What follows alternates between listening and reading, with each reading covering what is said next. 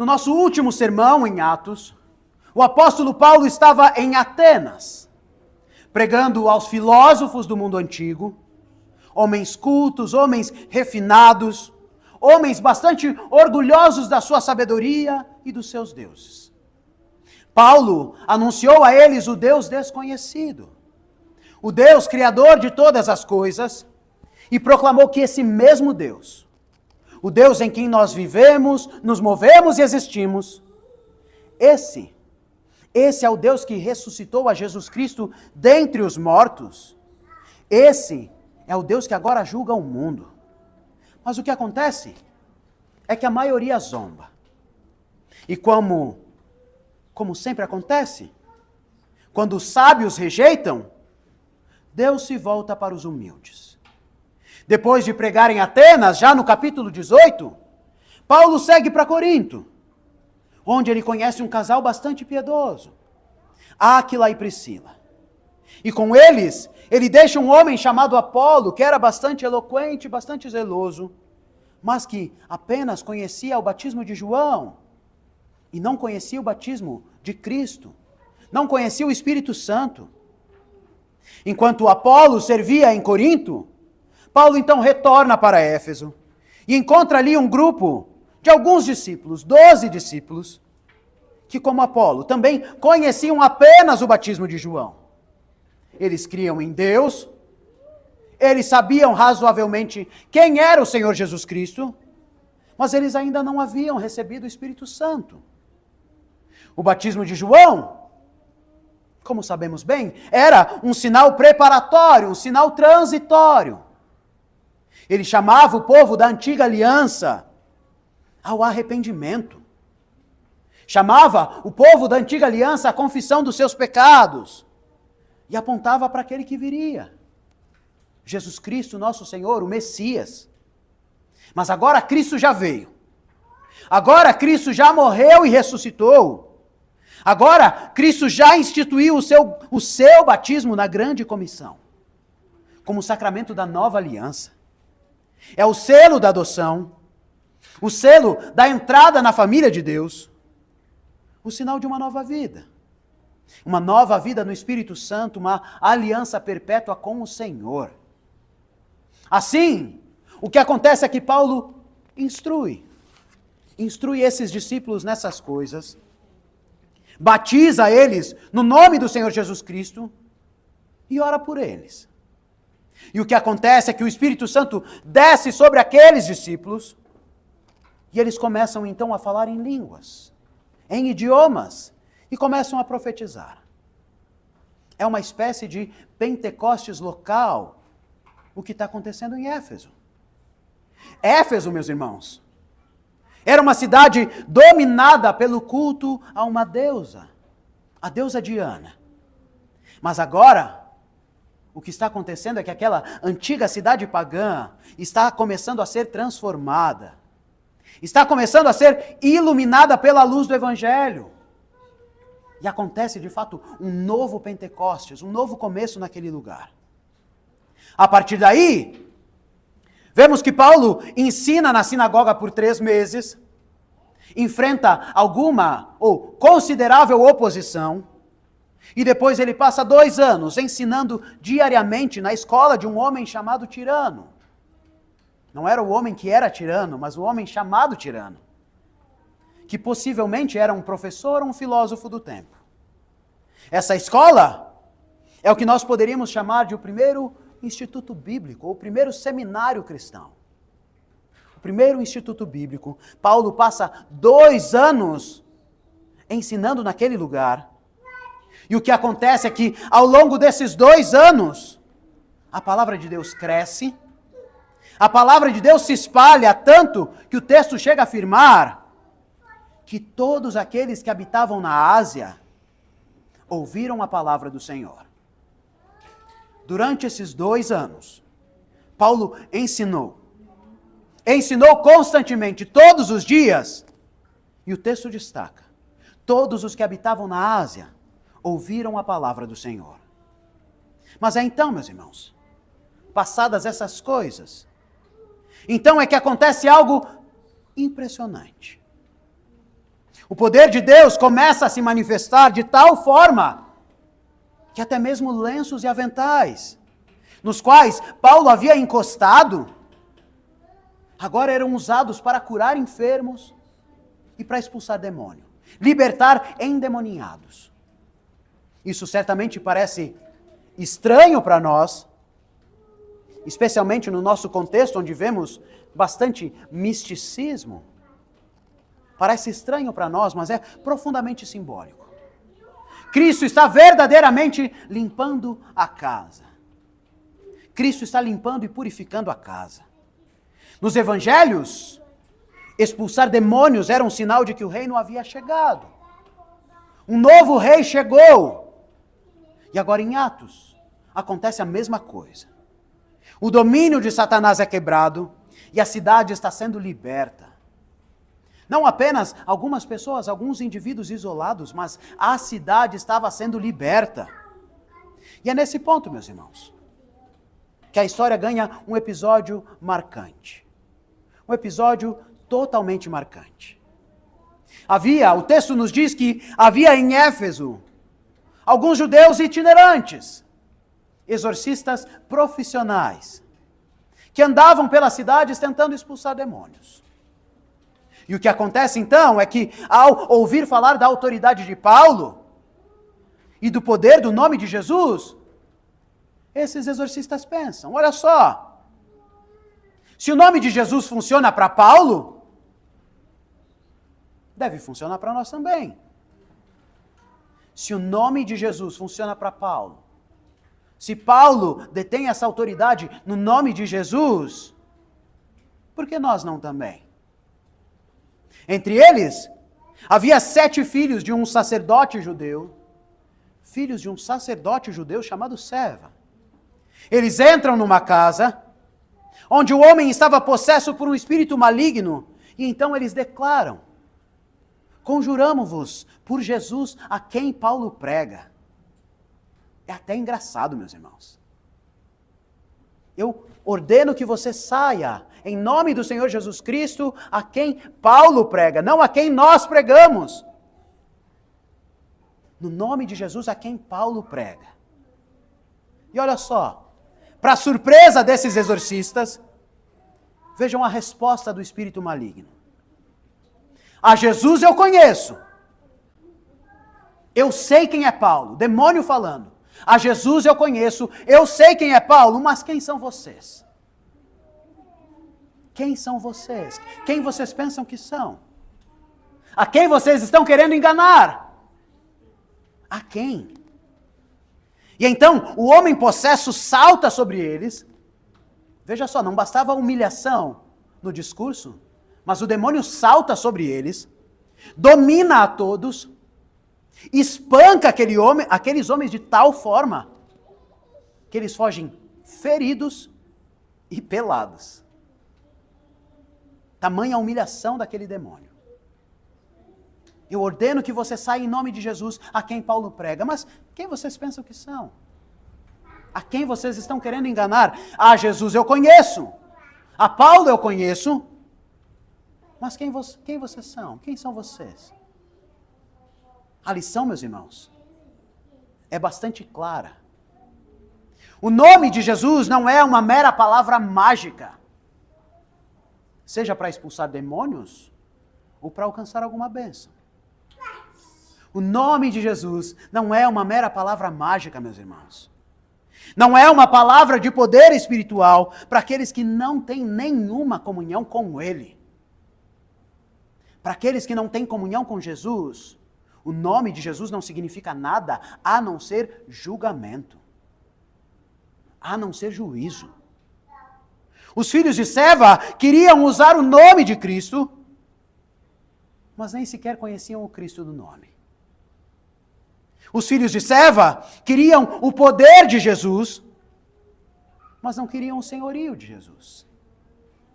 Os filhos de Seva queriam agir como Paulo, mas não queriam viver como Paulo. E o que acontece? Diante dessa farsa, é que o inferno percebe isso imediatamente. Satanás percebe isso imediatamente. O que o diabo diz, o que o demônio diz é profundo, meus irmãos. A Jesus eu conheço, eu sei quem é Paulo. Mas vós, quem são vocês? Quem é você? Essa é a questão, meus irmãos, é a questão central do nosso texto. Talvez essa seja a questão central das nossas vidas. Há muitos que falam o nome de Jesus, mas não têm comunhão real com Ele. Muitos que dizem, Senhor, Senhor, fazem milagres, operam milagres, profetizam, anunciam milhares de coisas, mas o Senhor não os conhece. Jesus os adverte em Mateus 7. Nem todo que me diz, Senhor, Senhor, entrará no reino dos céus, mas aquele que faz a vontade do meu Pai. Aquele que faz a vontade de meu Pai. Os falsos discípulos ainda argumentam, Senhor, em teu nome nós expulsamos demônios. Em teu nome nós fizemos milagres. Em teu nome nós movemos multidões. Em teu nome nós profetizamos, mas a resposta de Jesus é simples e clara. Nunca vos conheci. Nunca vos conheci. Os filhos de Seva são uma instrução viva dessa tragédia. Eles sabiam o nome de Jesus. Eles reconheciam até mesmo Paulo. Mas não conheciam a Jesus de fato. E o diabo, meus irmãos, não teme quem só fala, quem só tem um discurso no nome de Jesus.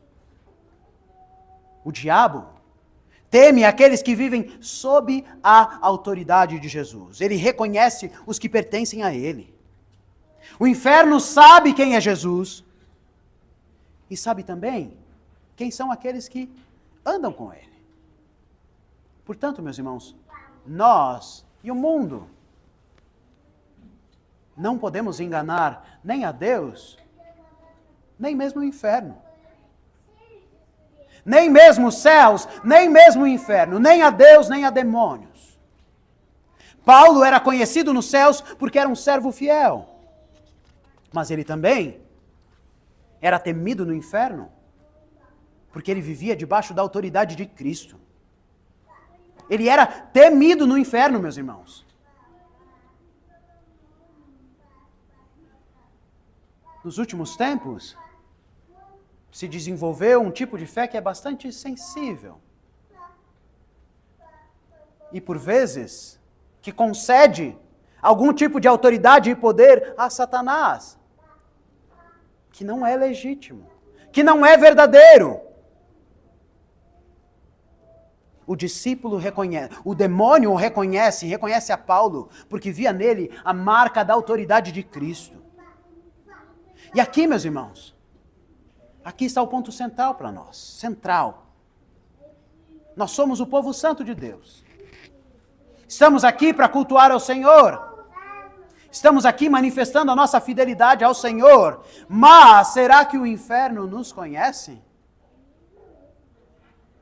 Ou será que nós somos vistos por Satanás como, é verdade, ele é um cristão, mas pouco efetivo, inofensivo.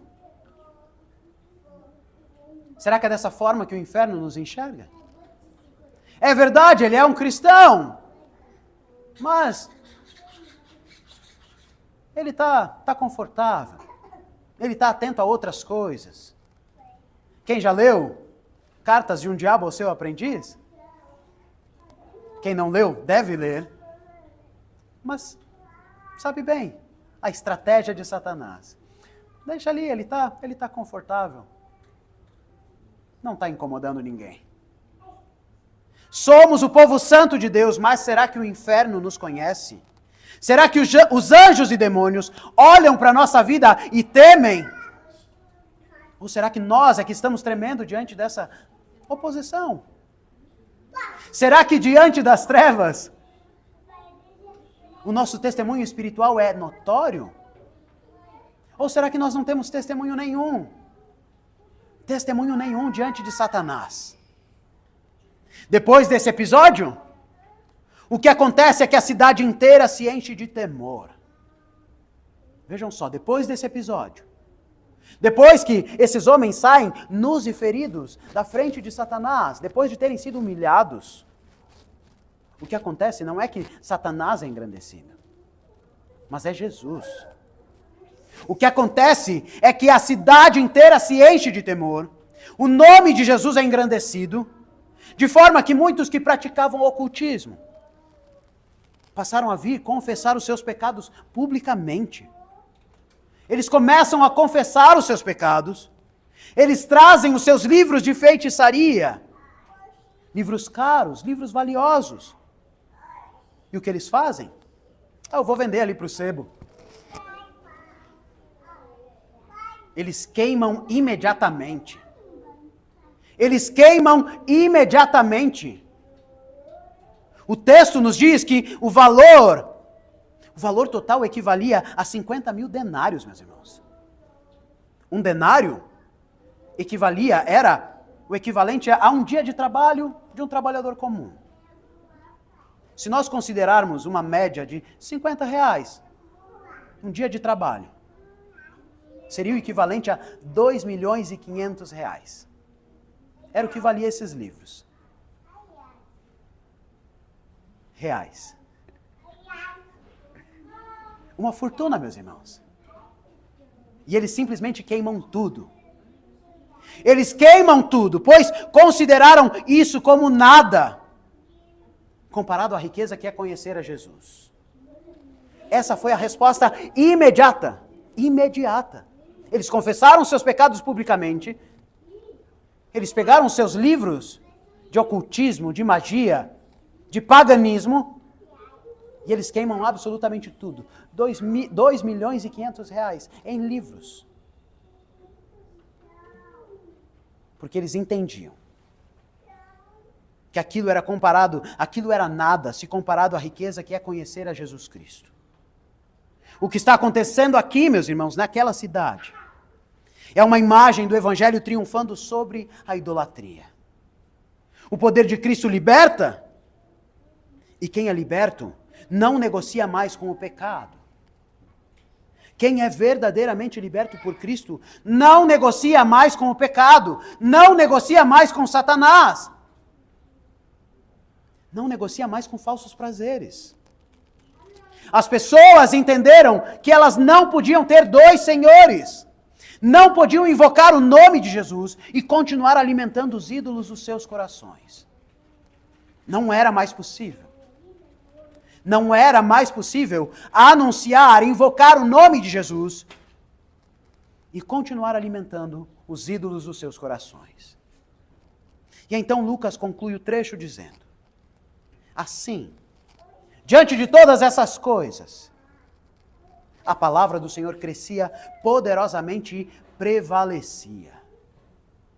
Assim a palavra do Senhor crescia poderosamente e prevalecia. Essa é a vitória de Cristo.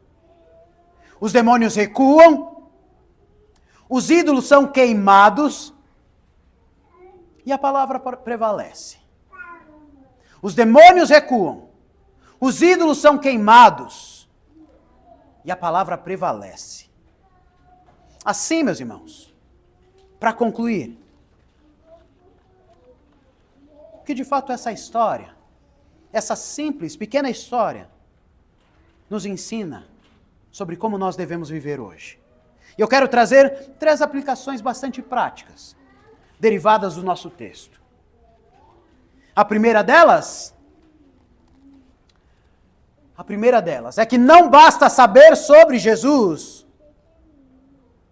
Não basta saber sobre Jesus. É preciso conhecê-lo. Os filhos de Seva sabiam que o nome de Jesus tinha poder. Mas o que faltava?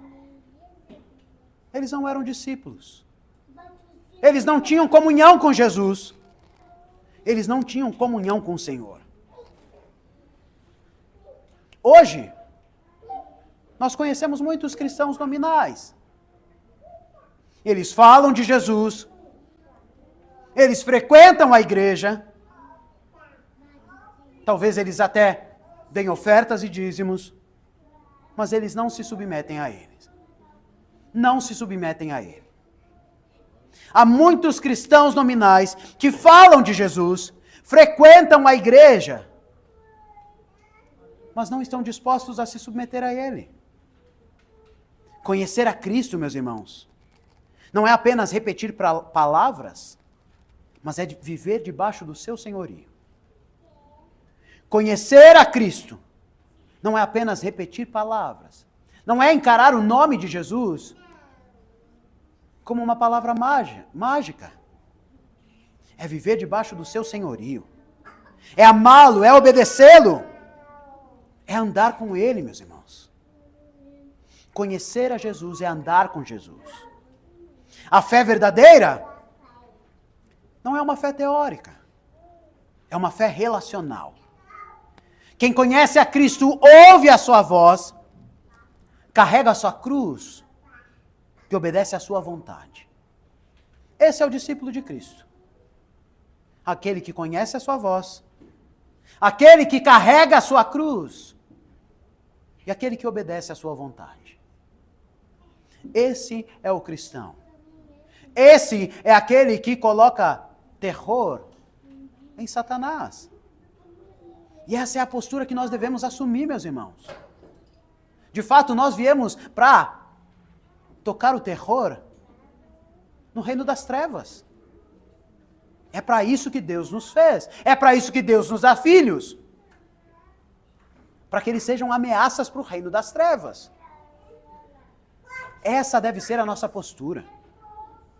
Portanto, meus irmãos, essa é a primeira aplicação. Não basta saber sobre Jesus. Você pode ser um excelente teólogo e um filho do demônio. Você pode ser um excelente teólogo e um filho do demônio. Você precisa ter uma vida com Jesus. Você precisa se sujeitar ao seu senhorio. Você precisa carregar a sua cruz. Esse é o primeiro ponto. O segundo é que nós precisamos aprender, justamente, nós precisamos aprender a viver de modo que o inferno saiba quem nós somos. Esse é o segundo ponto. O demônio sabia quem Paulo era, não apenas Jesus. Ele sabia quem Paulo era. E nós precisamos viver de modo que o inferno saiba quem nós somos.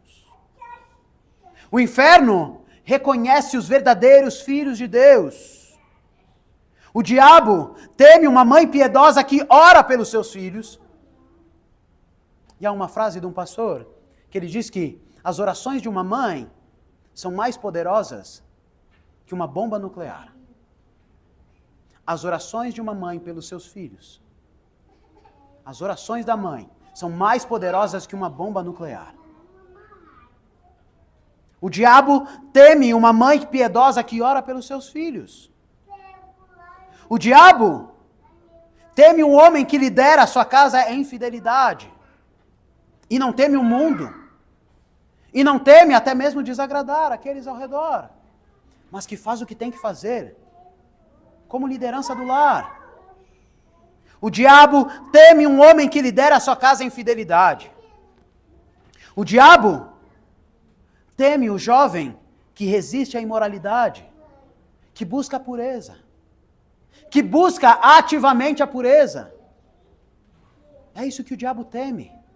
Uma mãe piedosa que ora pelos seus filhos, um homem que lidera a sua casa com fidelidade, um jovem que resiste à imoralidade, busca a pureza, não sucumbe aos prazeres e paixões desse mundo. O diabo teme uma criança quando ela canta louvores ao Senhor. O diabo teme uma criança que canta louvores ao Senhor. É isso que os salmos nos declaram. Esse mesmo pastor, ele diz que sempre que uma criança canta de maneira irônica e engraçada, mas ele diz que sempre que uma criança canta louvores ao Senhor, um demônio perde as suas asas. Sempre que uma criança canta, sempre que uma criança entoa louvores ao Senhor, um demônio perde as suas asas. Esse é o caminho, meus irmãos. Nós não precisamos ser famosos nesse mundo, mas nós precisamos ser conhecidos nos céus. E precisamos ser temidos no inferno. Esse é o caminho, meus irmãos. Você não precisa, e talvez nem seja bom que nós sejamos famosos nesse mundo, mas você não precisa ser famoso. Não precisa ser famoso nesse mundo. O que você precisa é ser conhecido nos céus. O seu nome conhecido nos céus. E o seu testemunho ser temido no inferno. Paulo não era poderoso por si mesmo. Ele era poderoso porque Cristo vivia nele. E é isso que nos torna invencíveis, inabaláveis, diante do reino das trevas. É a presença real do Espírito Santo em nós. A presença real de Cristo Jesus, por meio do Espírito Santo em nós, é o que nos torna inabaláveis diante do mundo, diante das trevas, meus irmãos. Portanto, esse é o segundo ponto. Viva de modo que o inferno saiba quem você é. E saiba, não para dizer quem você pensa que é, quem você está querendo enganar, mas que saiba pelo seu testemunho, pela sua vida, e tema. E tema. Você não precisa ser famoso nesse mundo, mas precisa ser conhecido nos céus e temido no inferno. Conhecido nos céus e temido no inferno. E o terceiro ponto é que o verdadeiro arrependimento é sempre visível. O verdadeiro arrependimento é sempre visível. Os efésios não apenas disseram que criam em Jesus. O que eles fizeram? Se arrependeram publicamente, confessaram publicamente os seus pecados e, segundo, queimaram todos os livros. Queimaram tudo aquilo que os vinculava à idolatria. Eles destruíram o símbolo do antigo pecado. Quando o Evangelho entra nas nossas vidas, ele transforma tudo, meus irmãos. Deve transformar. Deve transformar os nossos hábitos. Deve transformar os nossos relacionamentos. Deve transformar o nosso trabalho e os nossos desejos. Você passa a desejar como um cristão. Você passa a trabalhar como um cristão. Você passa a se relacionar como um cristão. Você passa a ter hábitos, a agir como um cristão, porque é isso que você é.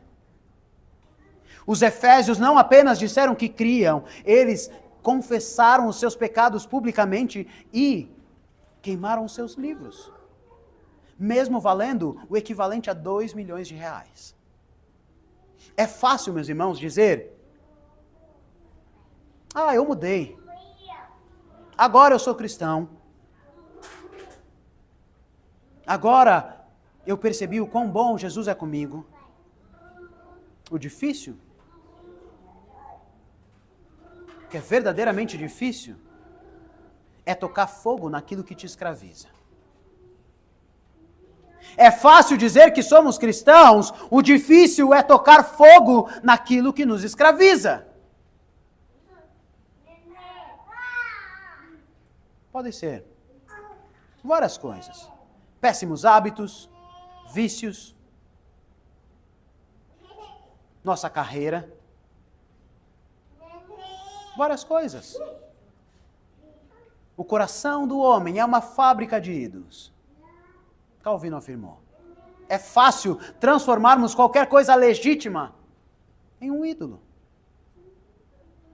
É fácil dizer eu mudei. O difícil é tocar fogo naquilo que te escraviza. Mas a fé autêntica sempre produz e sempre se manifesta em obras. E cada vez que um crente renuncia ao pecado, o reino de Cristo avança. E o que acontece com o reino das trevas? Ele recua. as portas do inferno não prevalecerão. É sempre bom lembrar.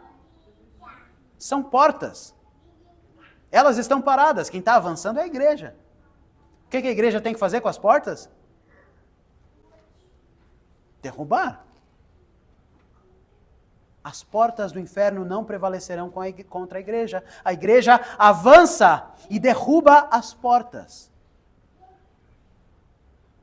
Cada vez que um crente renuncia ao pecado, o reino de Cristo avança e o inferno recua. Portanto, meus irmãos, reconheçamos que o evangelho que chegou a Éfeso é o mesmo evangelho que chegou a nós. O evangelho que chegou a Éfeso, uma cidade totalmente pagã, dedicada a uma deusa, a um falso deus. É o mesmo evangelho que chegou a Porto Alegre, no Rio Grande do Sul, no Brasil. O mesmo Espírito que fez os demônios fugirem de Paulo habita em cada crente, habita na igreja do Senhor. O mesmo poder que fez os efésios queimarem, tocarem fogo nos seus ídolos. É o mesmo poder que habita em nós hoje. É o mesmo poder que habita em nós hoje para tocar fogo nos nossos ídolos. Tocar fogo nos nossos péssimos hábitos, nos nossos péssimos desejos. O mesmo poder que fez os efésios queimarem os seus ídolos opera nas nossas vidas hoje. Mas a pergunta do texto continua ecoando ao longo da história. A Jesus eu conheço e sei quem Paulo é. Mas vós, quem vocês são? Que a nossa resposta seja como as crianças aprenderam no catecismo. Quem é você? Eu sou um filho de Deus. Eu não apenas declaro essa verdade, mas eu vivo como um filho de Deus. Essa pergunta deve ser vista como uma espécie de espelho espiritual. Somos conhecidos nos céus. Vivemos de modo que até os demônios reconhecem não a nossa autoridade, mas a autoridade de Cristo nas nossas vidas. É dessa forma que estamos vivendo, meus irmãos. O verdadeiro cristão é aquele cuja vida é uma ameaça ao império das trevas. Por isso, meus irmãos, não vivamos uma fé superficial. Não vivamos uma fé meramente decorativa. Não vivamos uma fé de aparências. Hoje, é até bonito você dizer que é cristão em alguns lugares. Apesar da oposição. É só ver a grande quantidade de influencers cristãos que existem na internet. Não é à toa. Eles não estão fazendo de graça, não estão pagando um preço por isso. Eles estão recebendo por isso. É fácil. Dá lucro. Dá lucro ser cristão desse jeito, meus irmãos. Vivamos uma fé ativa, profunda e obediente, uma fé que o inferno reconhece. Que o nosso lar, o nosso trabalho, o nosso falar e o nosso andar revelem o nome de Jesus com autoridade e santidade. E que o mundo espiritual, ao olhar para nós, possa dizer: eu conheço a Jesus, mas eu conheço você também. Que o mundo espiritual, que os demônios, ao olhar para as nossas vidas, possam declarar: eu conheço a Jesus, e eu sei quem é aquele que anda com ele. Eu sei que você é um daqueles que anda com ele. Que o inferno trema, meus irmãos, diante do nosso testemunho. Cristo venceu. Cristo é Rei. Cristo é o Senhor. Esse é o nosso Evangelho. Tremam os povos. Trema o mundo de Satanás. Para a glória do nosso Deus. E que a paz de Deus, que excede todo o nosso entendimento, guarde os nossos corações e as nossas mentes em Cristo Jesus, em nome do Pai, e do Filho, e do Espírito Santo. Amém. Amém.